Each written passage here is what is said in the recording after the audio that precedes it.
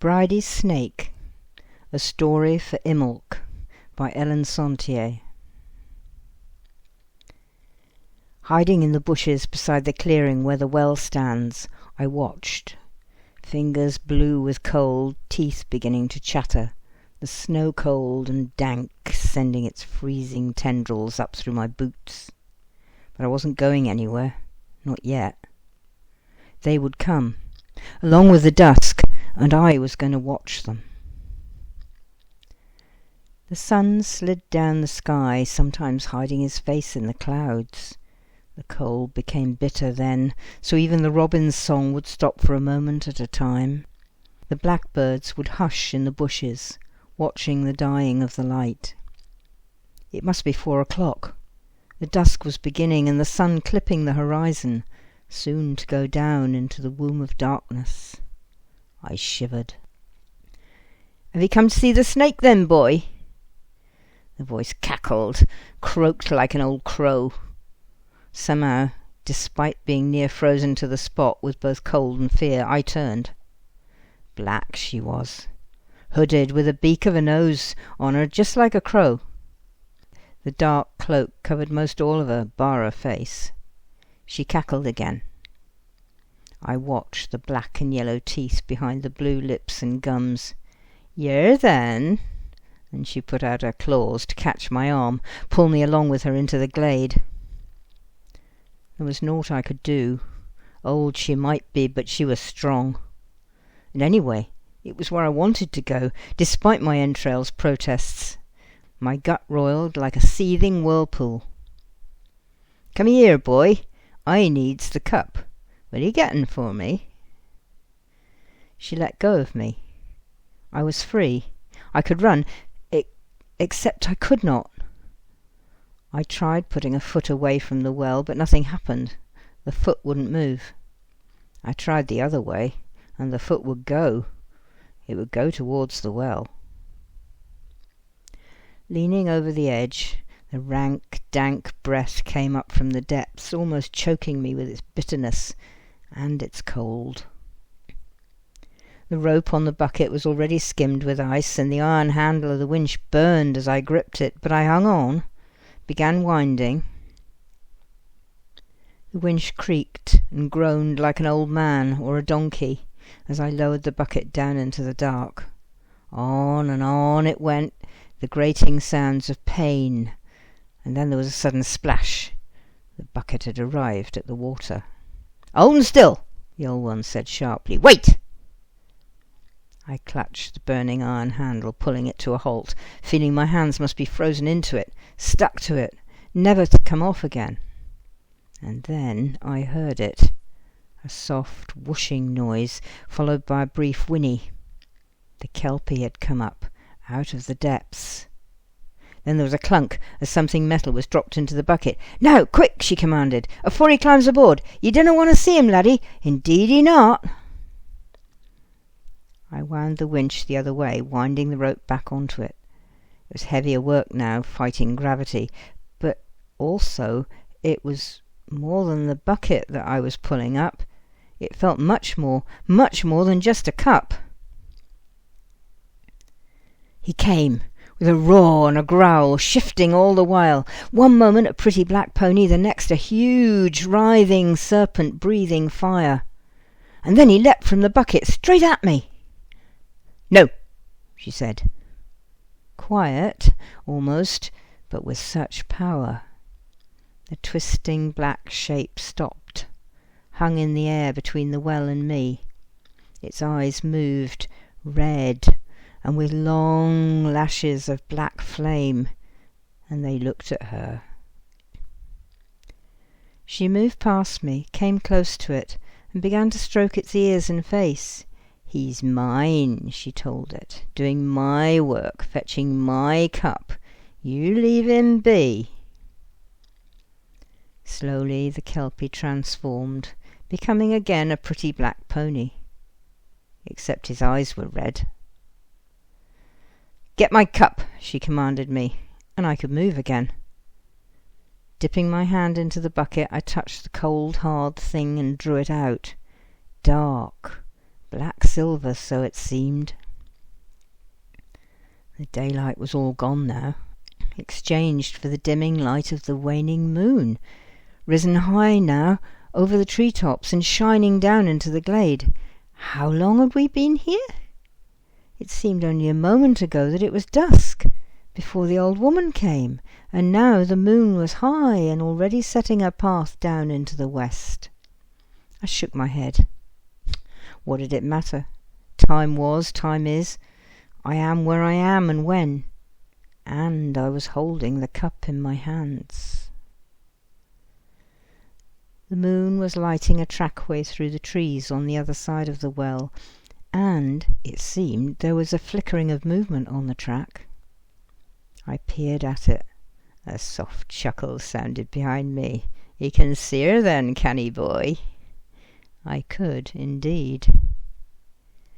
The old one behind me was dark like a crow, so the one coming down the track was bright like a star. Despite she walked the moon track, it was like she made her own light too. Somehow I was afeard. I crept backwards towards the well, still holding the cup. "Good even, sister," said the bright one as she came out into the glade. "Good even indeed," croaked the old one. They stood there, the dark one in the east, heading west, the bright one in the west, heading east. The kelpie slithered away from the crone, round to the edge of the glade to stand opposite me, so he now held the north. Step by careful step, the two women came towards each other, both of them smiling. The old one stood straighter now, and the hood slipped back to show her pale silver hair. The young one looked older, a woman now and not a girl, her black hair shining like a crow's wing in the moonlight. Together and together so they came, until their fingers touched. And somehow I knew what to do. I turned and dipped the cup into the bucket, filled it with water. As I leaned over the well, it smelled sweet, like spring flowers, all the rankness gone.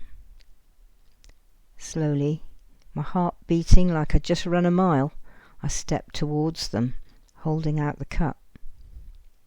They took it, both together, and gave each other to drink from it, and then they turned and held it out to the kelpie. He snorted. Then, hoof by careful hoof, he stepped towards them, and the women dipped their fingers in the water and stroked his ears, down his neck and shoulders, down his back, and then they let him drink. It was like smoke, white smoke. It began to curl from his nostrils and then his ears. It steamed up from his shoulders and his hoofs, all down his back, until even his tail was a shimmering fall of smoke. And he shrank down, down and down and down, into nothingness. The women went down on their knees beside where he'd been.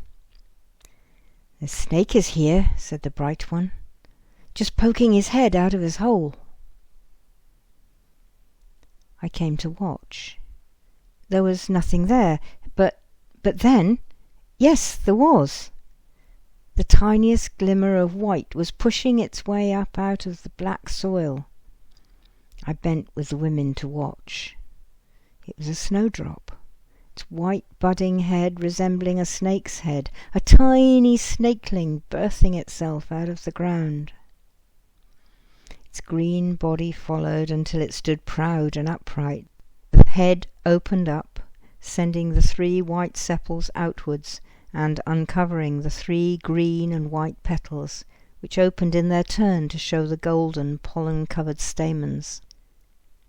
Suddenly I saw it. The black serpent becomes the white snake, who puts his head out of his hole at the turning of the seasons, when the winter crone gives way to the spring maiden. I had come to see them, to see the snake put its head out of its hole as the signal that spring was come. But I hadn't expected the kelpie, nor the transformation, nor what the snake would be. The two women had stood up, were looking down at me, kindly like and smiling. Clumsily I got to my feet. They gave me the cup. "Take it back," they said. "Put it back. We won't need it again for a year." It was different now. The silver bright and shining, and the darkness shining too. I took it back to the well, dropped it into the bucket and let the bucket down again into the water. When I drew the bucket back up, this time it was light, easy, only water in it.